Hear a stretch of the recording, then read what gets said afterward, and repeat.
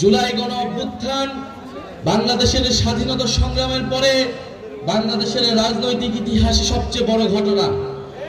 একটা ফ্যাসিস্ট সরকার, যেই সরকার 16 বছর ধরে বাংলাদেশের মানুষকে নির্যাতিত করেছে, বাংলাদেশের বিরোধী রাজনৈতিক নেতাকর্মীদের খুন করেছে এবং বাংলাদেশের জনগণের অধিকারকে হরণ করেছে, সেই সরকারের বিরুদ্ধে সাধারণ ছাত্র জনতা নেমে এসে গণ অভ্যুত্থান ঘটিয়েছিল। এই গণ অভ্যুত্থানের কতগুলো দাবি ছিল। এই গণ অভ্যুত্থানের অন্যতম প্রধান দাবি ছিল, যেই ফ্যাসিস্ট সরকার, যেই ফ্যাসিস্ট বাহিনী এই ধরনের হত্যাযজ্ঞ করেছে, 16 বছরে মানুষকে নির্যাতন করেছে, অনেকগুলো গণহত্যা করেছে, মানুষের টাকা লুট করেছে, সেই ফ্যাসিস্ট সরকার এবং তার বাহিনীর বিচার করতে হবে।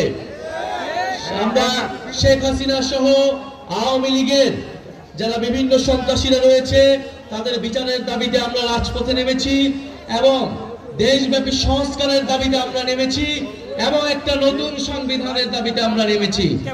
এই নতুন সংবিধানের জন্য আমাদের একটি গণপরিষদ নির্বাচন লাগবে। যেই গণপরিষদ নির্বাচনের মাধ্যমে বাংলাদেশের সাধারণ মানুষ, বাংলাদেশের অভ্যুত্থানকারী জনতা বাংলাদেশের আগামীর নতুন সংবিধান নির্ধারণ করবে। প্রিয় সংগ্রামী বন্ধুগণ, তরুণরা রাজপথে নেমে এসেছিল। তরুণদের উদ্দেশ্যে আমাদের এই জাতীয় নাগরিক পার্টি গঠিত হয়েছে, তরুণদেরকে ক্ষমতায়িত করে বাংলাদেশের সকল শ্রেণীর সকল বয়সের মানুষের জন্য একটি সুন্দর বাংলাদেশ উপহার দেবার জন্য।